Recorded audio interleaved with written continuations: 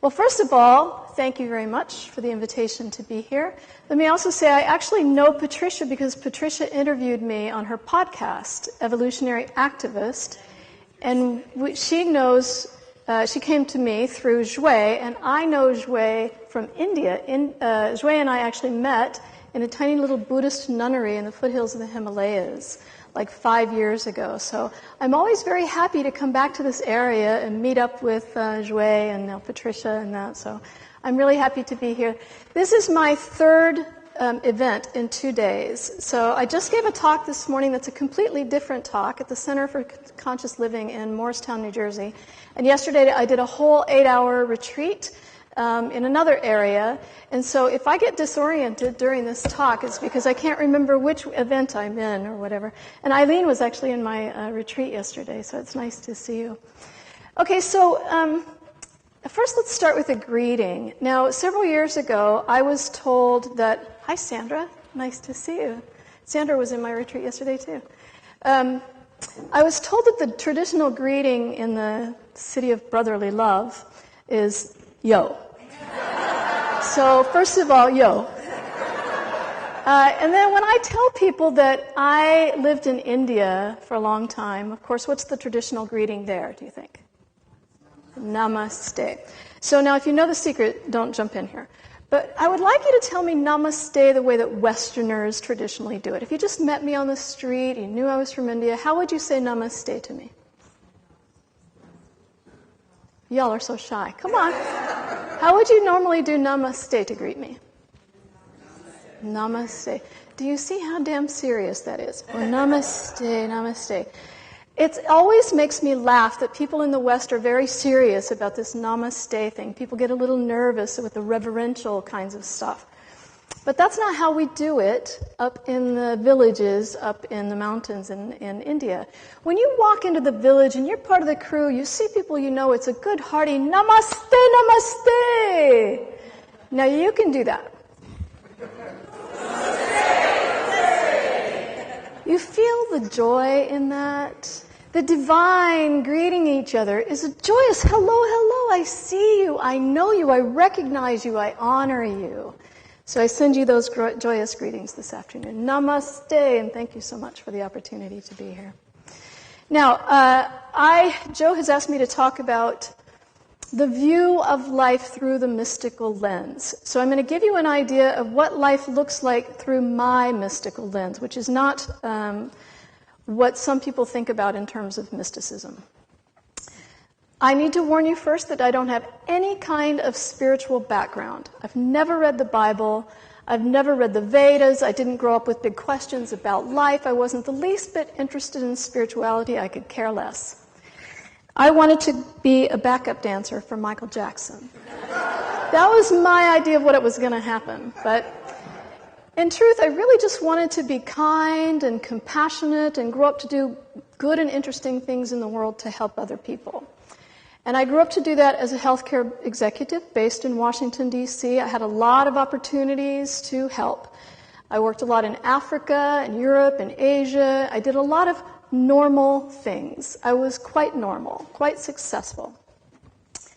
And to give you an idea of how wildly knocked out of my normal world I was, when I started having these mystical experiences, I'll give you a glimpse of my first experience that happened. It was December of 2000, and I went into the body and being of Jesus on the cross at the moment of crucifixion. And in the moment that I realized where and in whom I was, suddenly I just knew everything about humanity's evolution. I re-experienced all of the nuances of how we have been evolving from the very beginning. And in that moment, I also experienced what caused the crucifixion. And it wasn't what my grandmother told me, that there had been betrayal by a disciple and some people in power who felt threatened by Jesus. In my experience, what caused the crucifixion was the momentum of a mindset.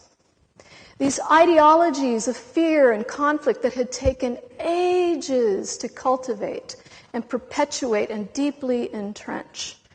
Those fear and conflict ideologies had thrived in the moralizing, domineering leaders ruling religion and politics, and in the subservient masses that believed they were at their mercy.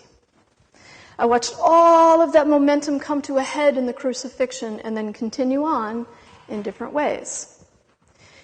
In my experience, when the body and being of Jesus dies and he's hovering above the crowd, I then watch the evolution of Christianity from that point forward to current day.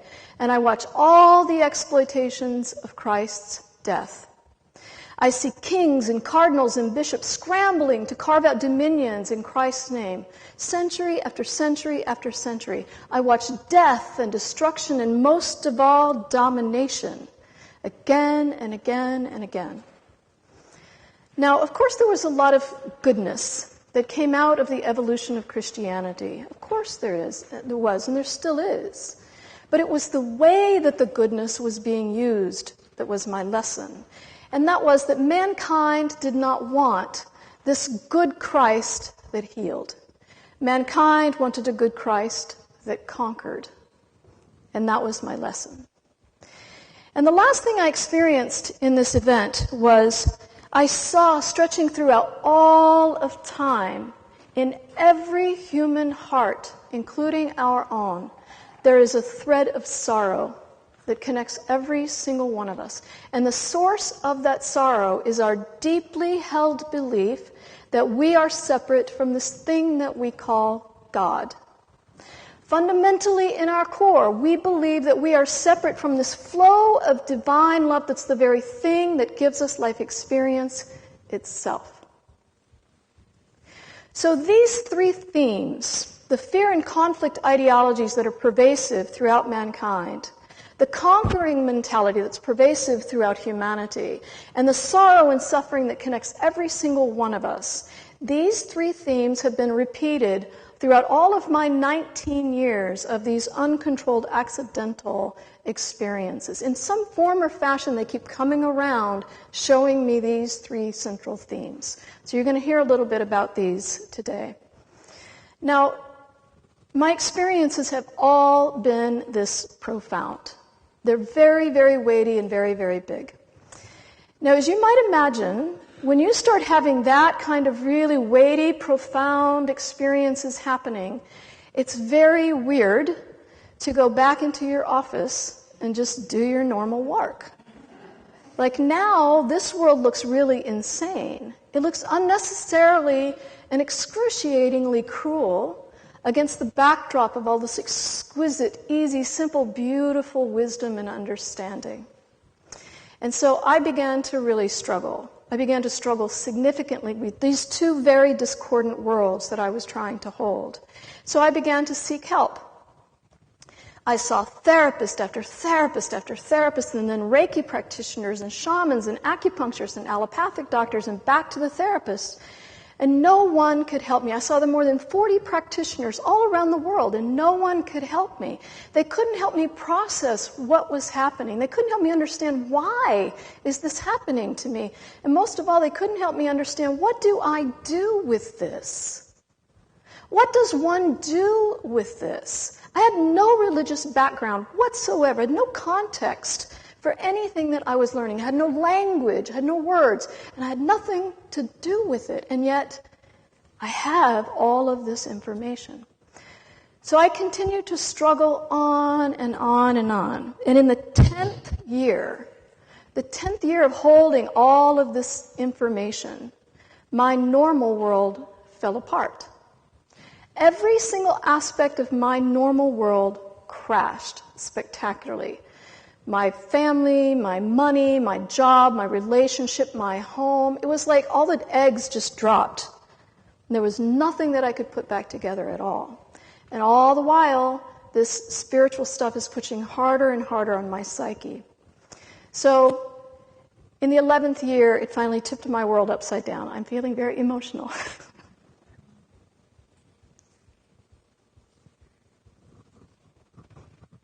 I'll just take a minute to honor this feeling.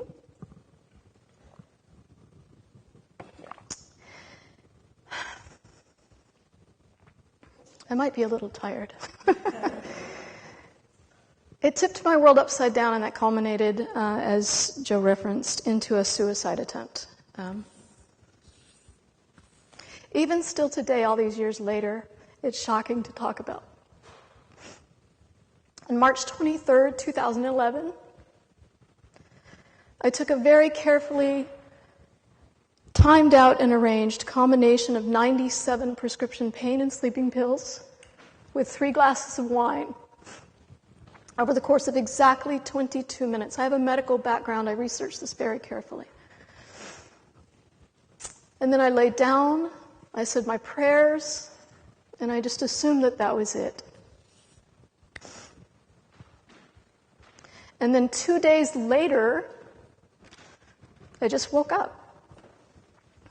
I just woke up entirely on my own. I was incredibly sick. I was in excruciating pain. And I had no ability to control my motor skills. But I was alive. But I still woke up in the same 2 worlds that I went to sleep in. I still had no idea what to do. So it was only then, that day, March 25th, 2011, that I finally just quit. I surrendered in the most supreme way possible. I stopped trying to figure it out. I stopped trying to fix it. I stopped trying to make a plan. I stopped trying to be normal. And I remember sitting on my couch and saying, you know, God, you can see I have no idea what I'm doing. If there's something that you all need me to do, then you're going to have to lead the way. I can't be the project manager for my life anymore. I quit. And from that moment on, the doors just started flying open. Wow, I'm emotional today. The doors just started flying open, and this mystical journey just unfolded in no time. Within 6 months of that suicide attempt, after 11 years of struggling, I was perfectly fine. And I was invited to India by this high Tibetan Lama to talk about my mystical experiences, and ended up living in a Buddhist nunnery in the Himalayas, in India of all places. Now, I had been a world traveler extensively, and India had always been at the bottom of the list of places I had any interest in going, because I thought it was too spiritually woo-woo. And I didn't want anything to do with that. But in my surrendered state, that's precisely where I was sent, and it was home from the minute I arrived. So I spent more than 7.5 years calling India my home in that Buddhist nunnery there in the mountains. Now, the details of that journey are the basis of my book, Unwitting Mystic, which I released in 2014. And when I released that book was when I finally started coming out. I came out as a mystic publicly, starting to find my identity, starting into that journey of self-acceptance. As weird as it may sound, this is my truth. This is who I am. This is what's happening in my world. And it was very well received from the very, very beginning. Immediately, people were just very open, and because the stories are very resonant with the truth that other people feel inside. And in the beginning, when I released my book, I would go on tour. I would leave India during monsoon season, which is 3 months during the summer, and I would go to Europe or America or whatever and go on book tours. But in the beginning years, all I knew how to talk about was what happened. I could only say, all I know to tell you is that this is what happened to me. And then people could just take the information as it hit them. It's only been in the last few years that I've finally been able to talk about what all the wisdom is and how it applies to what's happening in our world today. And so that's what I'm going to do a little bit in the rest of today's talk. The application of the wisdom. Now, I'm going to do that by sharing one big core event that happened that brought a lot of these other events in. It just put all the pieces finally together in a full picture. But before I do that, I want to say 2 things for you to understand. The first is that most of my experiences relate to the origins of things that we think are pertinent to understanding human experience. The origins of existence.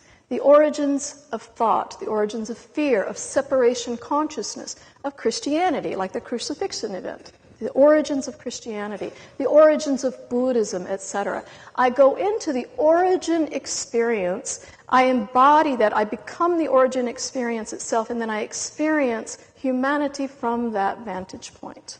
That's how all of my experiences happen. They're really big and they're really profound. And the reason why I can go into those origin moments is because I don't have any filter. I have no religious background. I have no idea what's right or wrong, what I'm expecting to learn. Zero. I have no idea about what's going to happen. And so I have a very pure vessel, if you will. And so I continue to keep my vessel very clear. I just continue to receive the information as it's going to come. And that's how I can go to the origin, fundamental experiences of humanity. And then the second thing is to understand how I experience these things. It happens in lots of different states. Usually it's in a meditative state after I moved to India. But also it's happened in just walking down the street or just waking up. What opened the doors originally was a hypnosis session. It happens in lots of different ways. More so now, it just happens on kind of a rolling, natural basis. But the way that they happen is that you can imagine that if you have a blackboard that has a lesson on it, but instead of looking at the lesson, I enter the blackboard and become the lesson itself. This is how all of my experiences happen. I am the lesson itself. I embody the being of the wisdom. So the reason that's important is because I'm about to take you into that kind of experience with me. Okay? All right. Is everybody ready? Are you on your edge of your seat? It's very exciting. Okay.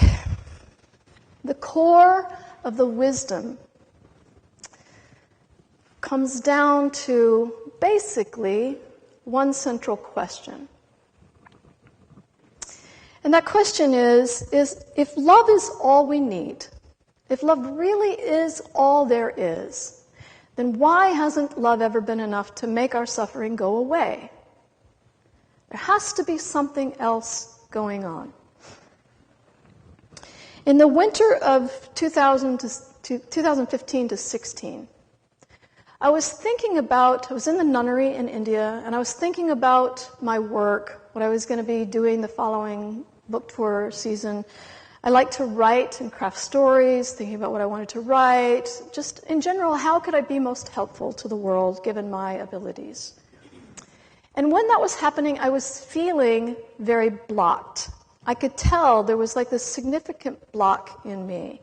And so I kept trying to go around the block and over the block and under the block, and I just kept feeling blocked. So in the spring of 2016, I finally realized, well, maybe the block is my work.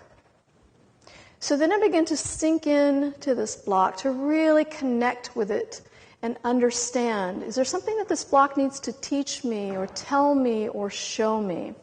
I would meditate on it, I would contemplate with it, I would sit with it extensively. And at 3:30 in the morning, on April 25th, 2016, at Tosam Ling Nunnery, I'm focusing in on this block, and I encounter a being of light. And this being of light is gigantic, it's massive, it's effusively loving, and it's hysterically funny. I often run into really piercing humor in the divine realms, so this is one of those moments. This being was very funny. And after a period of laughing and crying and the awe of this experience, of meeting this being, I asked this light being, can you help me with this sense of feeling blocked? And the light being extends its light into my stomach and says, it's here, unquestionably. So I look inside my stomach internally, and I can see what looks like a bowling ball, this very dense, large block. And as I'm experiencing this block within me, I can also simultaneously see in the cosmos, the whole cosmos flowing with all this love flowing in every direction except one spot in the cosmos through which no love is entering or exiting. So I'm experiencing this block in the cosmos and within me simultaneously. And I know instantly this is the fundamental block. This is the fundamental block in all of life for humanity. Within me, within all it is. So I inquire of this block, what is your nature? And immediately I hear separation. And right on the heels of that I hear, oh, but I am more than that. I'm also the cry for union.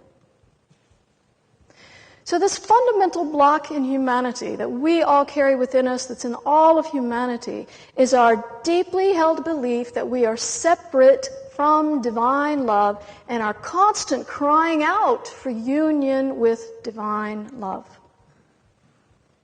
Two sides of the same thing.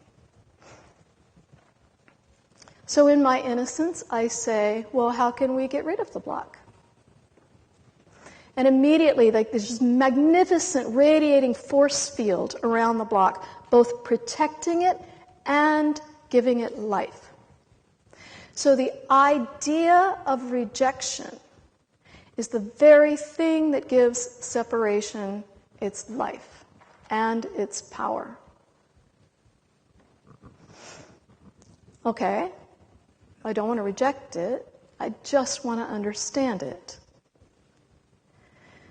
So as always happens, as I begin to understand, I begin to become the lesson. I begin to unite with the block more deeply, more deeply, more deeply. And as I'm uniting with this block, I'm starting to get really angry. Deeply, defiantly, anciently upset. And what's happening with me as I'm uniting with this block is that I'm becoming every single thing that we label bad. All of the negative things on the good trumps bad paradigm of life. I am becoming everything bad. Fear, judgment, self-loathing, war, rape, violence, poverty, pride, jealousy. I'm becoming all of it. Every bit of it. And then I begin to say, oh yeah, we don't want to talk about this, do we? Everybody loves talking about all that nicey, lovey stuff. Nobody wants to talk about this. I have to talk about this. I'm so pissed off. And as I'm holding the being of everything that we label bad in life, I begin to see that every single one of these things, it's all just pain. It's just different iterations of pain that we have labeled something specific. And as I'm holding all of this pain, I see and experience that it's all profoundly sad. It is entire base of sorrow. It is that sorrow that we hold in every human heart throughout all of history. All of this pain. And as I'm holding all of this profoundly sorrowful pain, I realize why it's so sad. It's because we determined from the very beginning that pain is the thing to be rejected. So now as I hold all of this profoundly sad, rejected pain, the pain that we all carry throughout all of humanity, I am this pain. Everything that's love in me comes rushing forward to heal it. Wow, I'm emotional today. Kindness, compassion, concern, empathy, everything just comes rushing forward, desperately wanting to heal this. And I can't touch it. I can't get anywhere near it. And I look in the cosmos, and I can see all of the cosmos cradling the block like this. Nothing penetrating the boundaries of that block. And I begin to get really upset. Why not? Why can't the love in me heal the pain of separation from love in me? Isn't that what I'm crying out for? I don't understand. And as I'm passionately trying to figure this out, the light returns. And the light says to me very quickly, why can't you answer that question, Mary? I have no idea. Again, why can't you answer the question? The light is not concerned with the answer to the question of why love can't make the pain of healing go away, or pain of separation go away. It wants me to understand why I can't answer the question, and I have no idea. So as I'm standing there holding and being all of this, and now in a massive state of confusion, trying to figure this out, all of the atoms and molecules in the cosmos, take in that scale. The atoms and molecules of the cosmos begin to fill in with light. All of this divine presence coming in everywhere, everywhere, everywhere. It is all just divine presence, and it's all magnificently serious. And in this moment, all of this divine presence says, this is the work of the universe. There's this work, and all other work falls away. And then they show me that the dissolution of the block is an absorption process into the divine energies that are always there. And the way that they show me is that if you can imagine this block like a soap bubble, you just pierce the boundaries of that block and then poof, the essence of the emptiness it contained is just absorbed into the divine energies that are right there. The piercing. Pierce the boundary, poof, then it's just absorbed into the divine field. And they say the absorption process is their work, but the piercing process is mine.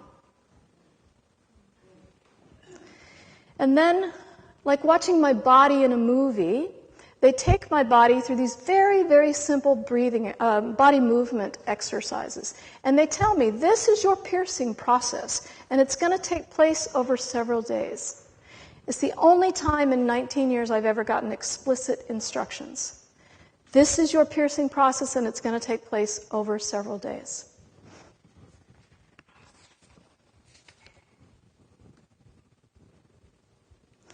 So I sit on my little twin bed, room number 4 at Tosam Ling Nunnery, and I begin to do the little basic body movement exercises. And as I begin to do the exercises, I begin to feel this current going up and down my body. And then it gets bigger and vaster and bigger and vaster, and pretty soon it's the size of the universe. And as it gets to the size of the universe, it begins to bring in ancient information, and that information is, again, everything that we label negative on the good trumps bad side of the equation. But this time, I'm watching us create them.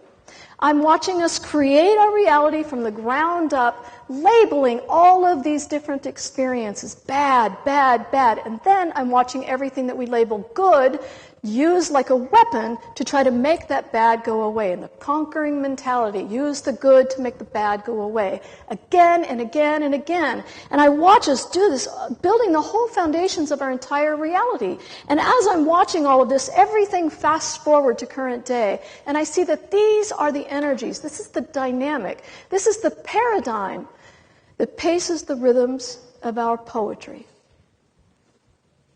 I watch it sweep the ballet dancer so dramatically across the stage. I hear it in the lyrics to our favorite songs. I see it in the magnificent conflict arcs of all of our books and our stories and our movies. I see it eloquently threaded through religious doctrine. I watch us use it like building blocks, building the foundations of all of our economics, our education, our governments, our societal and cultural systems. All the systems of our world built on this dynamic. And we know this because we all love the stories of good trumps bad. It's the classic hero story. You have the good guy and you have the bad guy. You have this bad threat that just keeps bigger and bigger and bigger. What's going to happen? And then the good comes in, conquers the bad, and then we all feel better.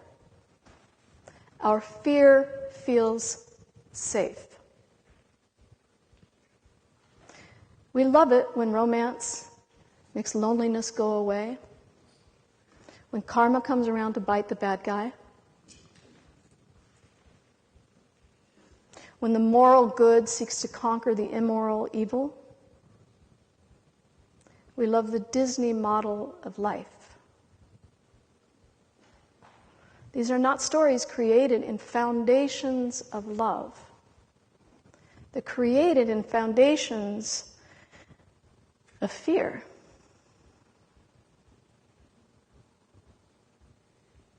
We know this because they have a conflict arc built right into them. Created in foundations of pain.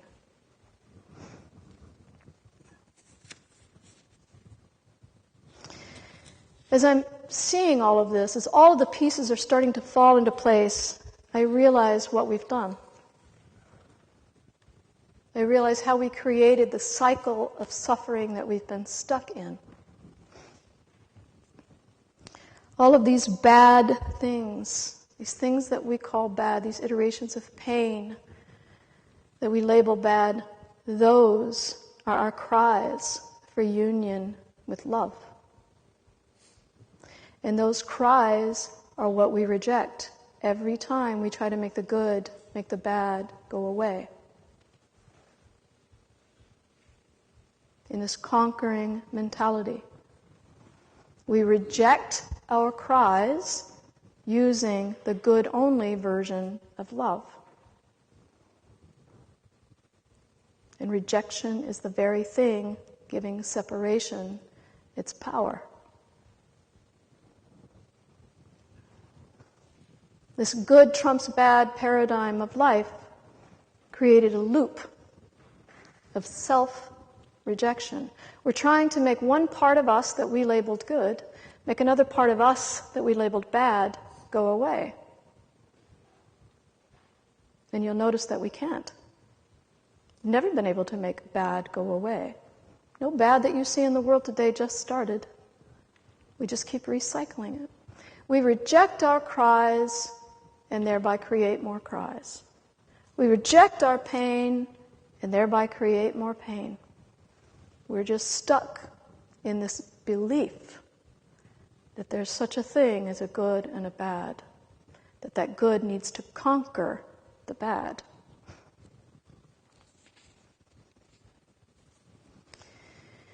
In the good trumps bad paradigm of life,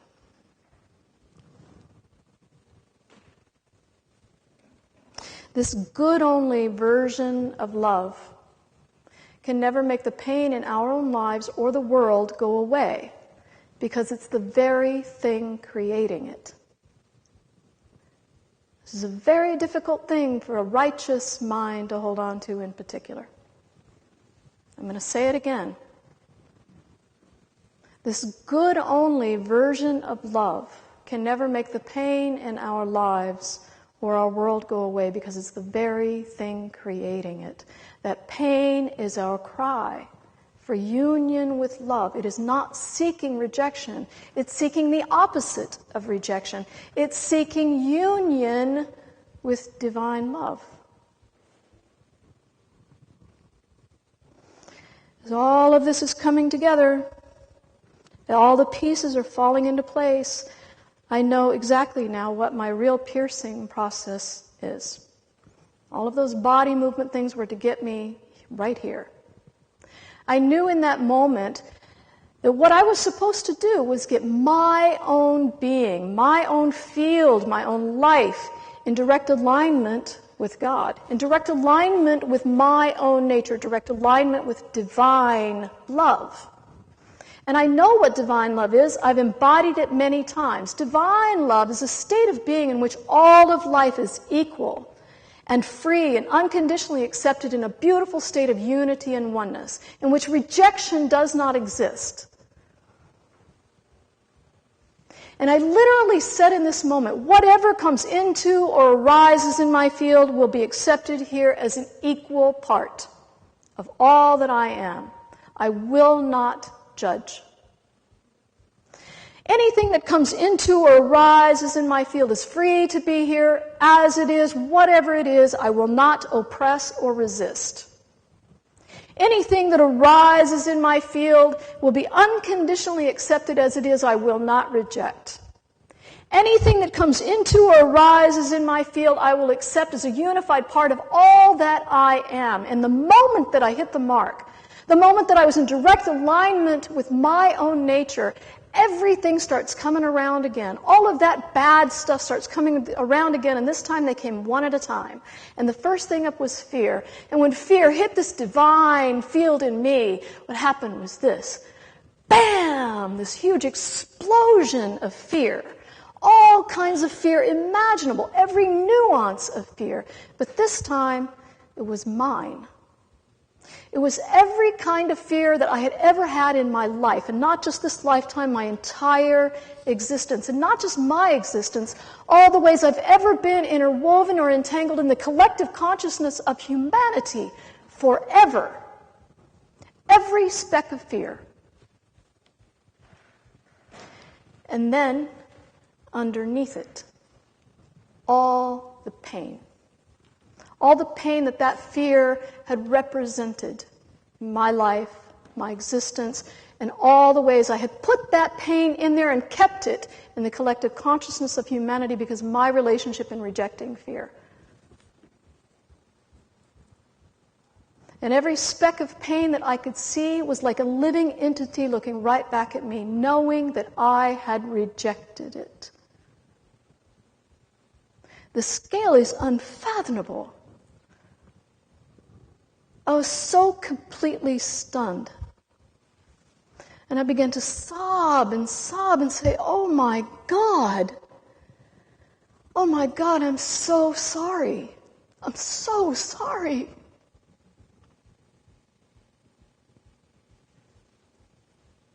And finally I got down to the point where all I could say was, please forgive me.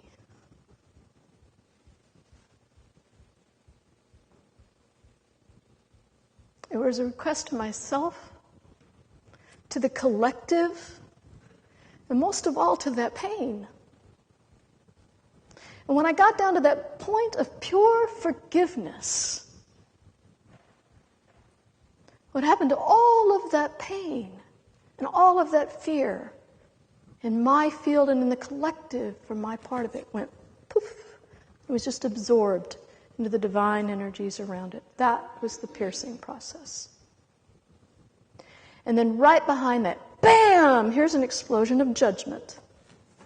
All the different layers and types and nuances of judgment in my life, my existence, and all the ways I'd ever been interwoven or entangled in the collective consciousness of humanity. And then again, the pain. Again, the sobbing. Again, the I'm so sorry. Please forgive me. Poof. Just absorbed. Bam! Self-loathing. This just went on and on and on, day and night, day and night. And sure enough, it took several days. When I finally got down to the point where, at this point in my life, all of this cleansing, all of this healing for myself and humanity and my part in it was as much as I could do. I walked out of my room at the nunnery, and everywhere I went, in the mountains, in the fields, in the villages, everywhere I went, I could see in people's energy fields, in the words that they were speaking, in the life that they were living, I could see all of the aspects of self-rejection that they were walking through life with, and I could see all of the cries for union with love that they were also walking through life with. And in that moment, everything that I saw looked like white flags. Every body looked like white flags waving in surrender, saying, I'm ready.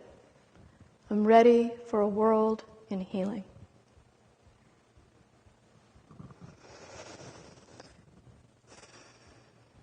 Everything that I have seen in my 19 years of these really profound experiences tells me that we're in an extraordinary time in our human evolution.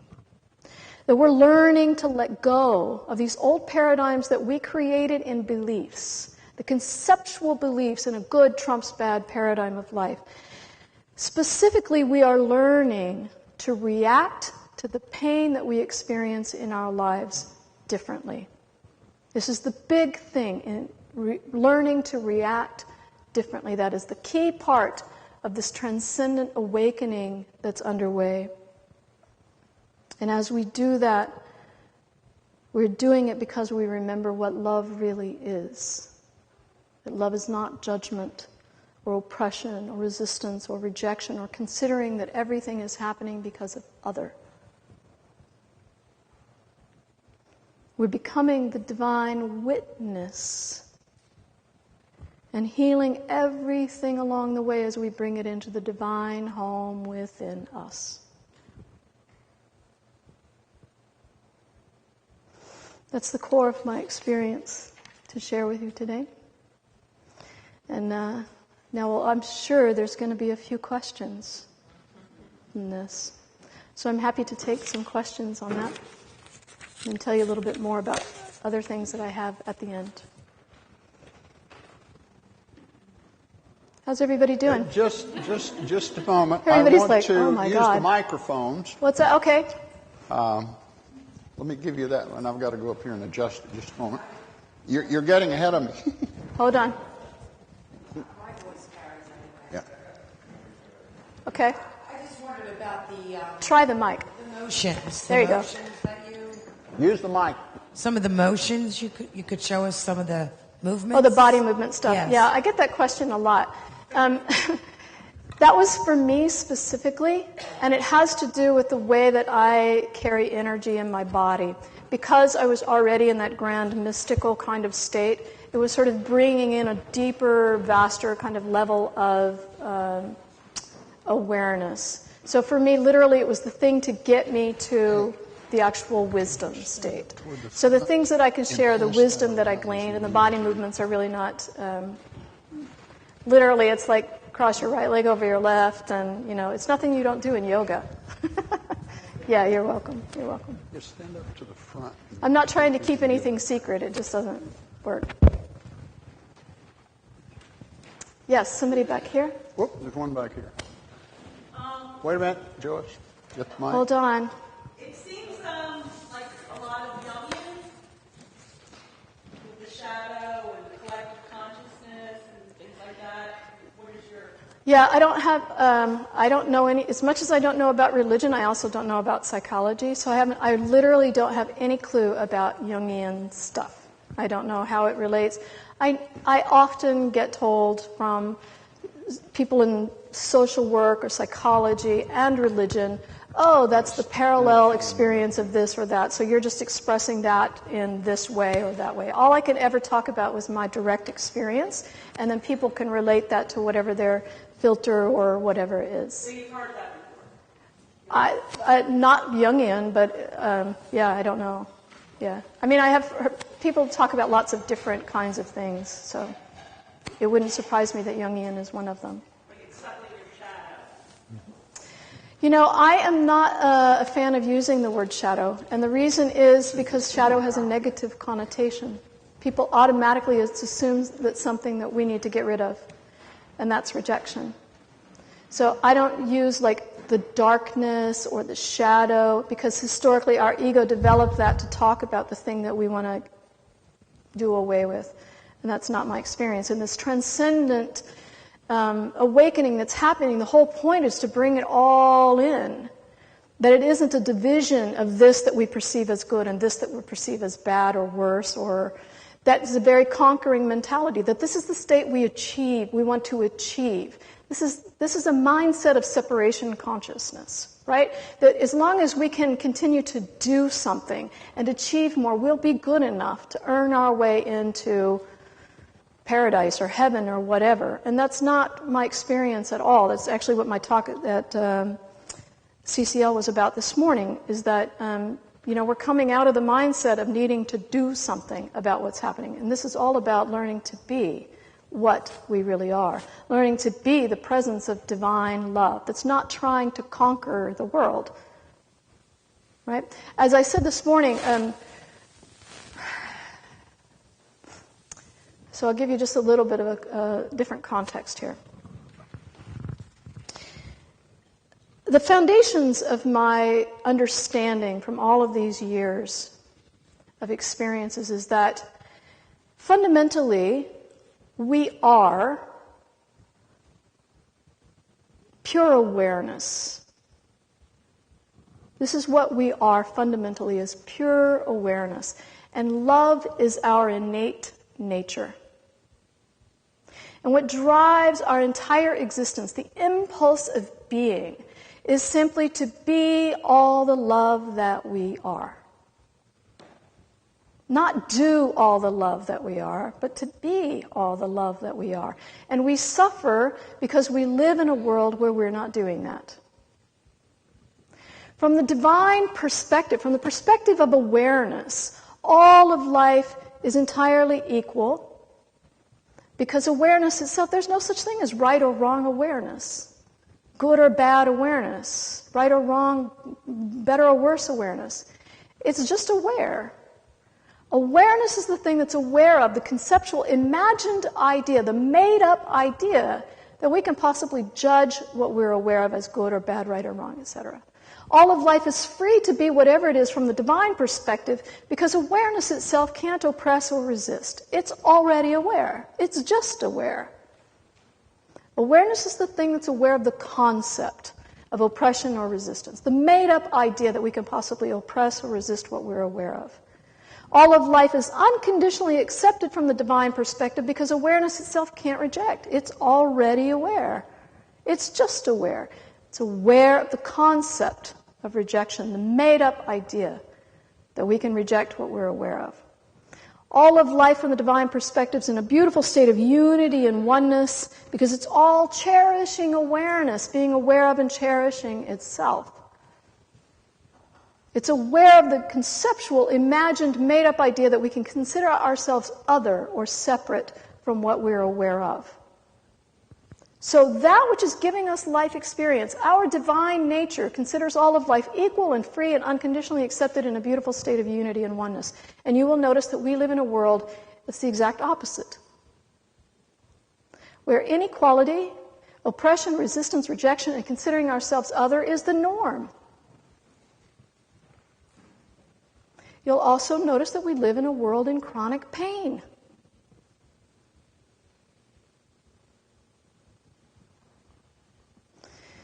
And the reason why we live, I'll do that in just a second. The reason why we live in this chronic pain, we're living in this field of belief.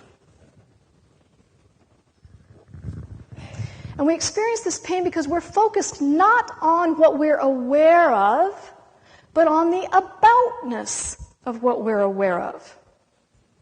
What about it?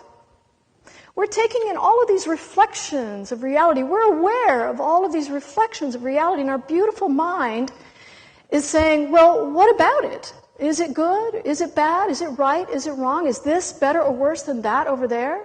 What about it? Between perceiver and what's perceived, our beautiful mind inserted the filter of Judge Judy. Judge Judy wants to analyze the facts about things. What about it? And in this awakening, we're beginning to start dropping the Judge Judy filter, coming more and more into the experience of awe and wonder and fascination of all that's possible in life, all that we are. Not about what we're perceiving, but the real direct experience of perceiving. Awareness, aware of the reflections of itself. That's a very long-winded answer. I think you had a... What can we, what can I do to pierce the pain other than go to India?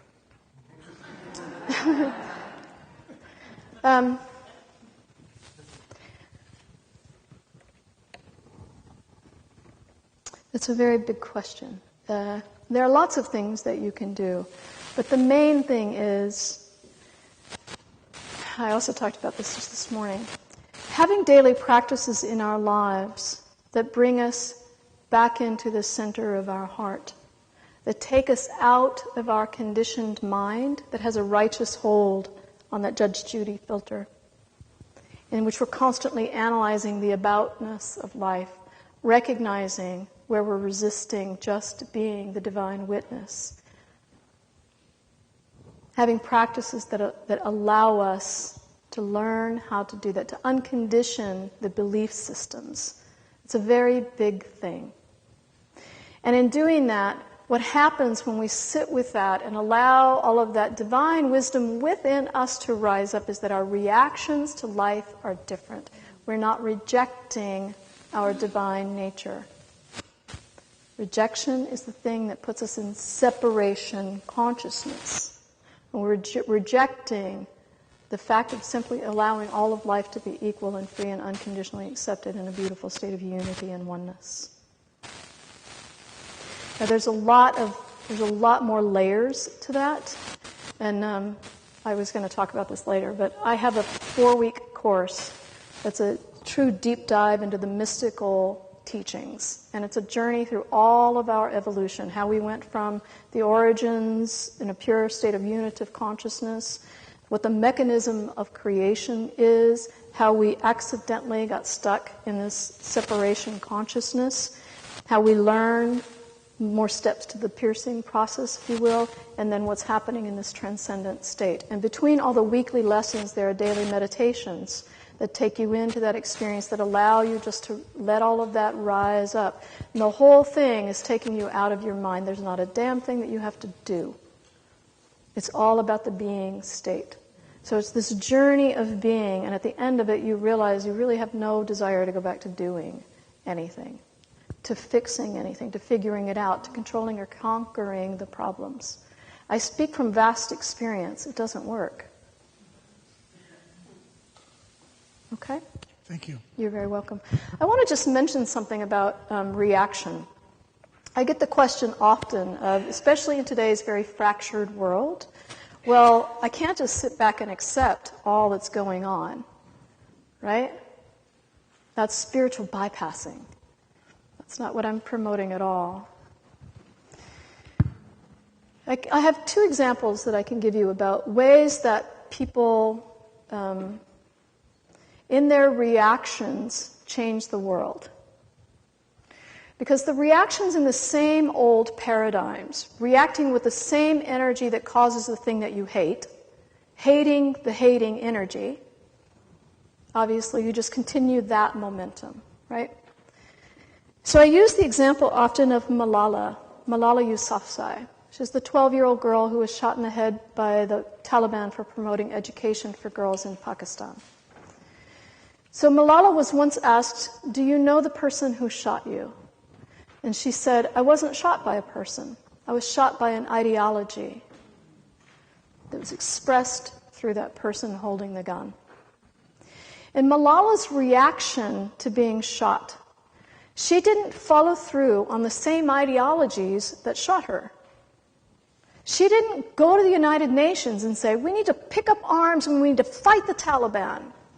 She went to the United Nations and said, "We all need to be making education for girls a priority." Her reaction was based in equality, in freedom, unconditional acceptance, and a beautiful state of unity and oneness. She's the youngest person to win the Nobel Prize as a result. We see a different way of reacting. The Taliban is already going on. It's already happening. So what's the other offering in life? And a more sort of local community kind of response example that was just beautiful was years ago in Charlottesville. There were all these, shortly after the elections, there were these race riots and hate parades and things like that going on. And there was a hate parade that was going to happen in Charlottesville, and the community knew about it.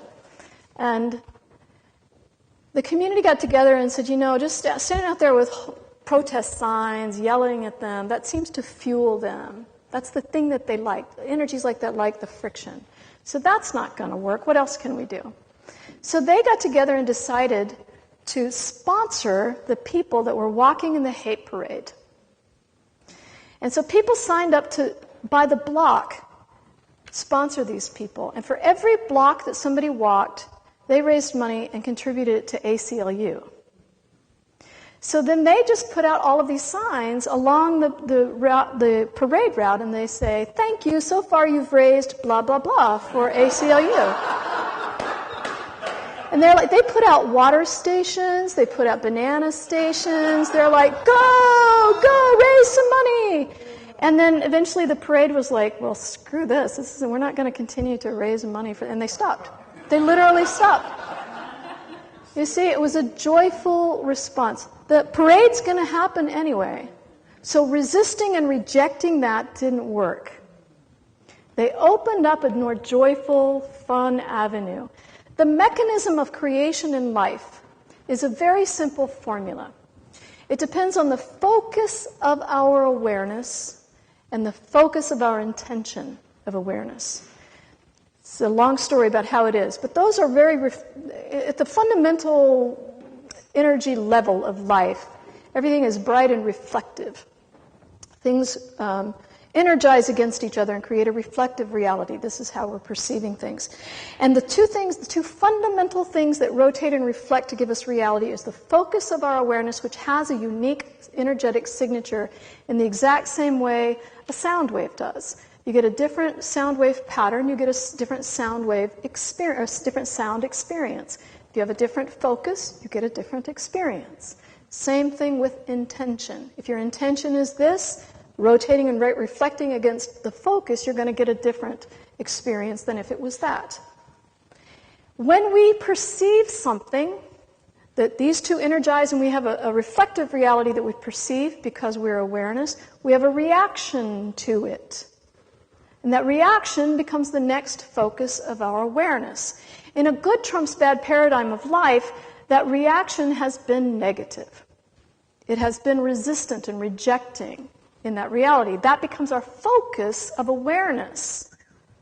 And our intention is to reject. So guess what? We just keep creating a life of conflict in which nothing gets resolved. We're stuck. So in the focus, in the mechanism of creation, when the reaction is different, we get a different future. Whatever we create next depends entirely on our reaction to what we've already created. It's a very simple formula.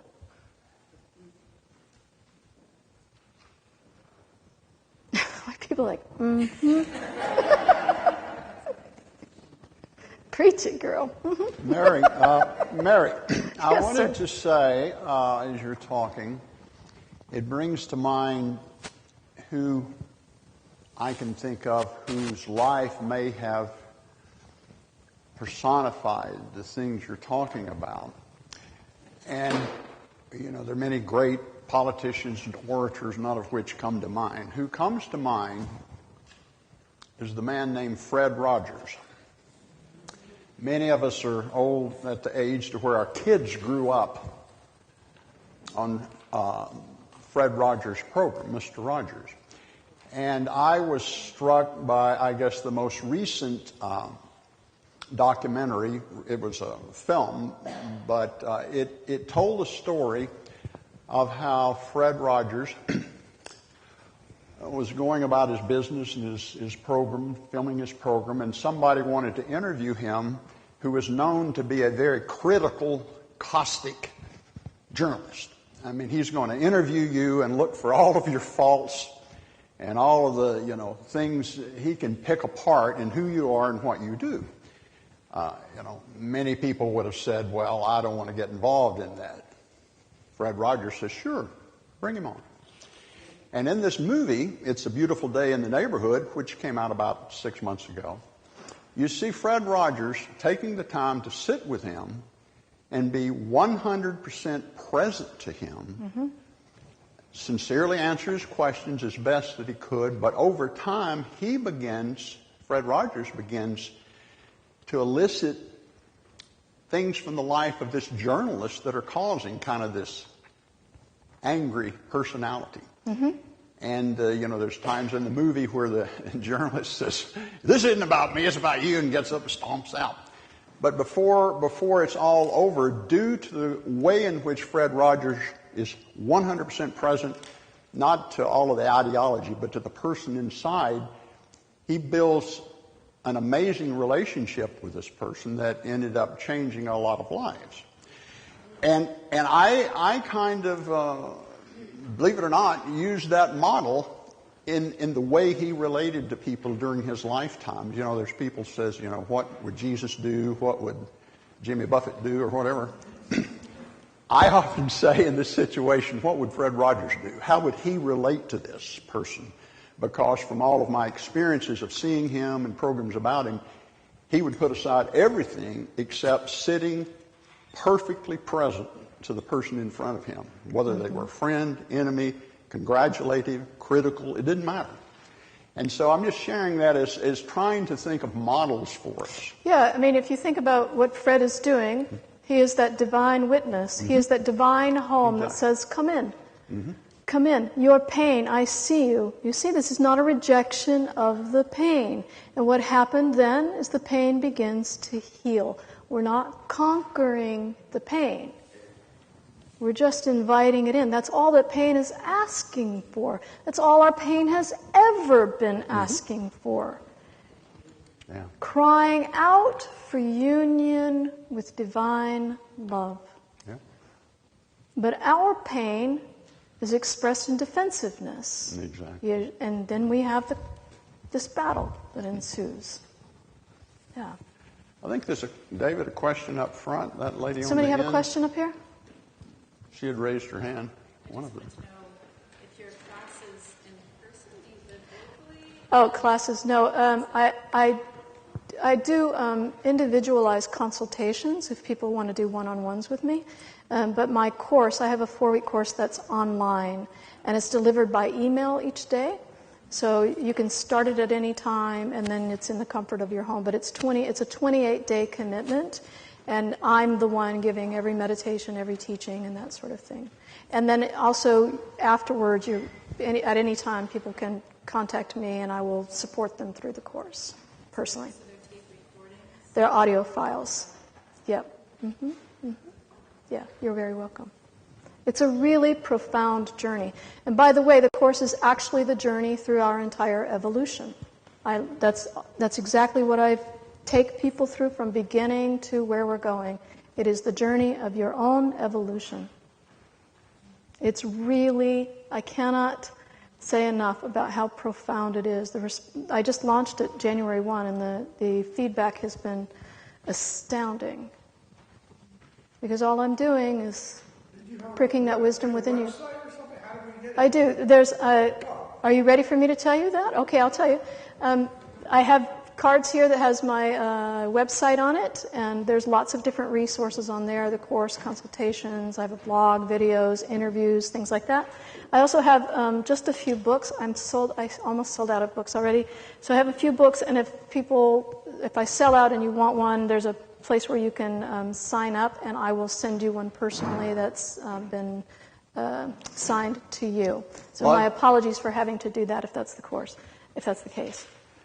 Mary's had a very full weekend, and so we don't want to keep her going too long, but she's going to be here for a while and is happy to talk with you, to give references. You can buy a book, she can sign it, all of those good things. So let's give a round of applause for this wonderful presentation.